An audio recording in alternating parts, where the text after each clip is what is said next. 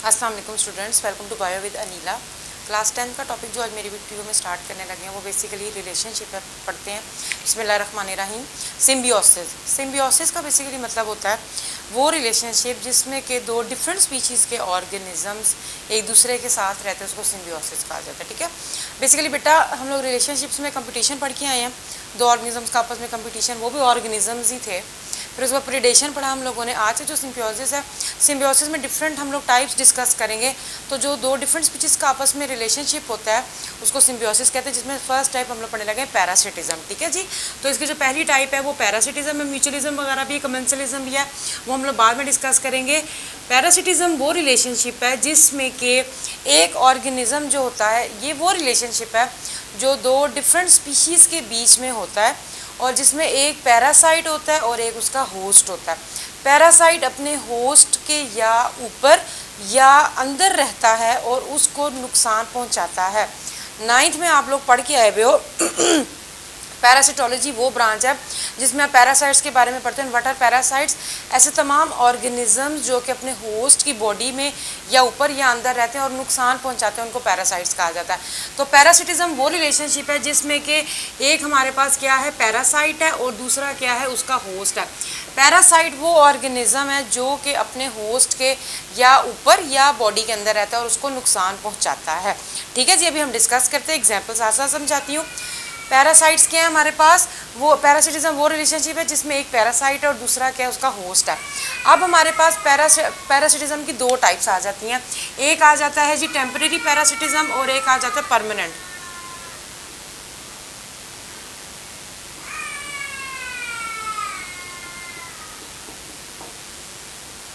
हमारे पास क्या है, दो तरह के पैरासिटिज्म है। एक है जी टेम्परेरी पैरासिटिज्म और एक है परमानेंट पैरासिटिज्म। टेम्परेरी का मतलब होता है वो रिलेशनशिप जिसमें के जो पैरासाइट्स हैं वो अपने होस्ट के साथ थोड़े टाइम के लिए रहता है, फिर उसके बाद उससे डिटैच हो जाता है। इसमें एक टेम्परेरी नाम ही क्या इंडिकेट कर रहा है, थोड़े टाइम के लिए रह रहा है। इसमें एग्जांपल आ जाती है बेसिकली बेटा जी हमारे पास मॉस्किटोज़ की, मच्छर की। इसके अलावा बेड बग जो आ जाते हैं, जो कि खटमल वगैरह जिनको कहा जाता है। टेम्परेरी क्या हमारे पास इसमें एग्जाम्पल आ जाती है मॉस्किटो की, इसके अलावा बेड बग्स वगैरह, और इसके अलावा हमारे पास आ जाते हैं लीच। ठीक है जी, लीच कहते हैं जोंक को। अच्छा, अब ये टेम्परेरी पैरासिटिज्म वो पैरासिटिज्म है जिसमें कि पैरासाइट अपने होस्ट की बॉडी में या बॉडी के साथ थोड़े टाइम के लिए रिलेशन बनाता है, उसके बाद ख़त्म। क्यों? अब एग्जांपल देख लीजिए, मॉस्किटो जो होता है वो बेसिकली ब्लड क्यों सक करता है, क्योंकि वो हमारी बॉडी का या हमारे ब्लड का पैरासाइट है। ठीक है जी, उसको वो चाहिए ही होता है ब्लड। तो वो टेम्परेरी जब उसको जब बॉडी के साथ वो आता है, अटैच होता है, ब्लड सक कर लेता है, उसके बाद डिटैच हो जाता है। ठीक है, तो ये टेम्परेरी पैरासाइट है। बेड बग देख लीजिए, बेड वगैरह में लग जाते हैं, इसको खटमल कहा जाता है, खून चूसते हैं आपका, तो ये भी टेम्परेरी होते हैं। लीच देख लीजिए, जोंक जिसको कहते हैं, ये क्या होती है कि ये ज़्यादातर पानी वगैरह में पाई जाती हैं। अक्सर तो जो छप्पड़ वगैरह होते हैं उसमें गाय भैंस से बाहर निकलती है तो उनकी टांगों के साथ चिपकी भी होती है। और लीच जो होती है उसका बाकायदा माउथ होता है और शक्कर होते हैं, ये इस तरीके से होता है और इसकी बॉडी इस तरीके से होती है। तो ये जब काफ़ी ज़्यादा जो ब्लड सक कर लेती है उसके बाद बॉडी से खुद ही डिटैच हो जाती है। तो पहले ज़माने में तो ये होता भी था, आप लोगों ने बहुत दफ़ा सुना होगा कि पहले ज़माने में लोग खुद जोंके लगवाते होते थे। वो एक बॉटल के अंदर लीच को लेकर आते थे, हल्दी वगैरह में उसको डिप किया होता था क्योंकि हल्दी एंटीसेप्टिक है, और वो खुद लगवाते होते थे बॉडी को क्योंकि ये स्किन को पंचर करके ब्लड सक करती है। तो जो गंदा खून होता था कहते हैं जी कि वो बॉडी से निकल जाता है। गंदा खून का मतलब कि थोड़ा बहुत ब्लड की क्लीनिंग होनी चाहिए। जिन लोगों का बीपी हाई रहता था या डायबिटिक पेशेंट होते थे वो लीच से खुद लगवाते होते थे। ठीक है, तो ये टेम्परेरी पैरासाइट्स हैं जो कि फॉर द टाइम बीइंग जो है वो बॉडी के साथ अटैच हुए हैं, फिर जब इनका पर्पज़ पूरा हो जाता है तो ये डिटैच हो जाते हैं। परमानेंट पैरासाइट ऐसे पैरासाइट्स हैं जो कि नेम ही क्या इंडिकेट कर रहा है, परमानेंटली बॉडी के अंदर रह रहे हैं। इसमें एग्जांपल आ जाती है बेसिकली बेटा बहुत सारे वायरसेस, बहुत सारे बैक्टीरिया आप लोगों ने सुना भी होगा कि आपके मैदे के अंदर कुछ ऐसे बैक्टीरिया, गुड बैक्टीरिया रहते हैं, हमारी आंतों में रहते हैं, इंटेस्टाइन में रहते हैं। जब हम अपना आगे आप लोग 9th में डाइजेस्टिव सिस्टम पढ़ के आए हो तो हमारे इंटेस्टाइन के अंदर भी जो होते हैं वो गुड बैक्टीरिया रहते हैं जो डिफरेंट वाइटामिन बनाते हैं। इस तरह डिफरेंट हम लोग अभी पेट के कीड़े डिस्कस करेंगे तो वो भी हमारी बॉडी में रह रहे होते हैं अगर चले जाए। तो ये परमानेंट पैरासाइट्स हैं जो कि बॉडी के अंदर रहते ही हैं। ठीक है जी, सो पैरासिटिज्म वो रिलेशनशिप है जिसमें कि दो डिफरेंट स्पीशीज़ के बीच में होता है, जिसमें एक पैरासाइट है और एक उसका होस्ट है। पैरासाइट अपने होस्ट को हार्म करता है या उसको नुकसान पहुंचाता है। पैरासिटिज्म की दो टाइप्स आ जाती हैं, टेम्परेरी और परमानेंट। टेम्परेरी वो पैरासिटिज्म है जिसमें कि क्या हो रहा है हमारे पास फॉर द टाइम बीइंग जो है वो आके अटैच होता है, उसके बाद वो जो ऑर्गेनिज्म वो डिटैच हो जाता है। और परमानेंट पैरासिटिज्म वो पैरासिटिज्म है जिसमें कि परमानेंटली पैरासाइट्स बॉडी में रह रहे हैं। उसके बाद हमारे पास आ जाते हैं दो तरह के पैरासाइट्स की टाइप।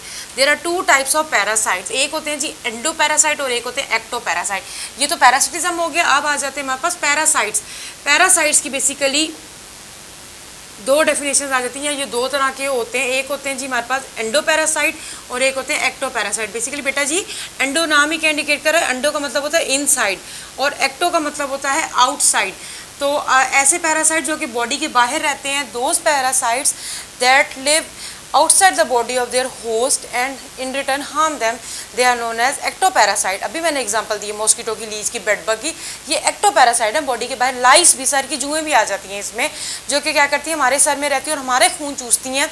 तो ये क्या होती हैं, एक्टोपैरासाइट्स होते हैं। और एंडोमीन इनसाइड, ऐसे तमाम पैरासाइट्स जो कि बॉडी के इनसाइड रहते हैं उनको एंडोपैरासाइट कहा जाता है। For example Ascaris, tapeworm. अच्छा, अब ये बेसिकली बेटा जी एस्कैरिस और टेपवर्म क्या है, टेपवर्म की बाकायदा रिबन लाइक शेप होती है और एस्कैरिस तो बाकायदा जैसे कि इस तरीके से इसकी अर्थवर्म की तरह की शेप होती है। ये पेट में ज़्यादातर पाए जाने वाले कीड़े हैं एस्कैरिस वगैरह। ये ज़्यादातर ह्यूमन बॉडी में भी पाए जाते हैं और एनिमल्स की बॉडी में पाए जाते हैं।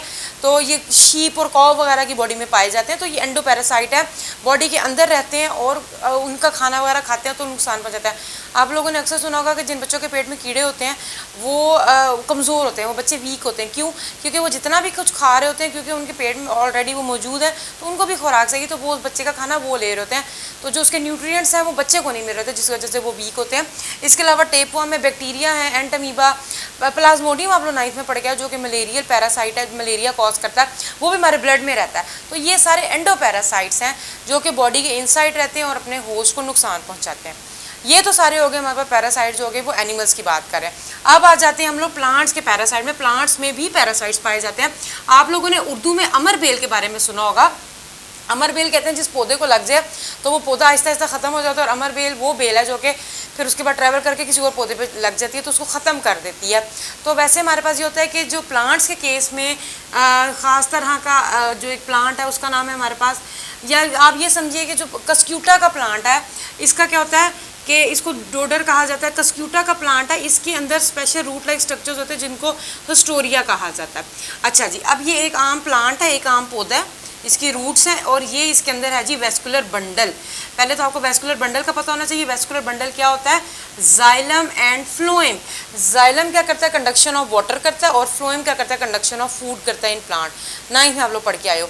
तो वेस्कुलर बंडल, अब ये जो कस्क्यूटा है इसके अंदर ये हिस्टोरिया रूट लाइक स्ट्रक्चर होते हैं। ये क्या करता है कि ये पेनिट्रेट करके, पंचर करके यहाँ से स्टेम को पेनिट्रेट करके उसके वेस्कुलर बंडल तक चला जाता है और उसके अंदर से वाटर और न्यूट्रिएंट्स को आहिस्ता आहिस्ता सक करना शुरू कर देता है। और ये पौधा जो होता है, कस्क्यूटा का पौधा जो होता है, ये बढ़ता जाता है, अफजाइश होती रहती है, और जिस पौधे पे ये लग जाए वो आहिस्ता आहिस्ता ख़त्म हो जाता है। एग्जाम्पल से दूँगी, जैसे आपकी बॉडी में कोई सिरिंज लगा दे और आहिस्ता आहिस्ता आपका खून जो है वो निकालना शुरू हो जाए तो क्या होगा, वीक होना शुरू हो जाओगे। तो इसी तरह एग्जाम्पल देने के लिए समझा रही हूँ कि क्या होता है कि जो कस्क्यूटा का प्लांट है इसमें स्पेशल रूट लाइक स्ट्रक्चर होता है जिन्हें हिस्टोरिया कहा जाता है। पेपर में अक्सर 2 मार्क्स का हिस्टोरिया ही आ जाता है कि what are haustoria. These are root like structure that are present in the parasitic plants. और ये क्या करते हैं, ये वेस्कुलर बंडल तक पेनिट्रेट करके जाते हैं। और प्लांट्स के जो वेस्कुलर बंडल होते हैं, जाइलम और phloem, xylem conduction of water कर रहा है, फ्लोएम कंडक्शन ऑफ फूड कर रहा है, उन दोनों में उसको में पेनिट्रेट करके आहिस्ता आहिस्ता उनसे न्यूट्रिएंट्स और वाटर को सक करना शुरू कर देते हैं, जिसकी वजह से पौधा वीक हो जाता है। तो ये पैरासिटिज्म इन प्लांट्स है। ठीक है, पैरासिटिज्म के टॉपिक में पहले पैरासाइट की डेफिनेशन है, उसके बाद पैरासिटिज्म की डेफिनेशन है कि या टाइप्स हैं, 2 तरह की पैरासिटिज्म है, टेम्परेरी और परमानेंट। उसके बाद पैरासाइट्स की टाइप आ जाती है, एक्टो और एंडोपैरासाइट, और फिर लास्ट में पैरासिटिज्म इन प्लांट्स है। ये टॉपिक आपका कंप्लीट हो गया। नेक्स्ट वीडियो में हम लोग मजीद डिस्कस करेंगे सिम्बियोसिस की टाइप म्यूचुअलिज्म को। आई होप कि आप लोगों को आज का टॉपिक समझ आ गया होगा। नेक्स्ट वीडियो तक के लिए अल्लाह हाफिज़, दुआ में याद रखिएगा।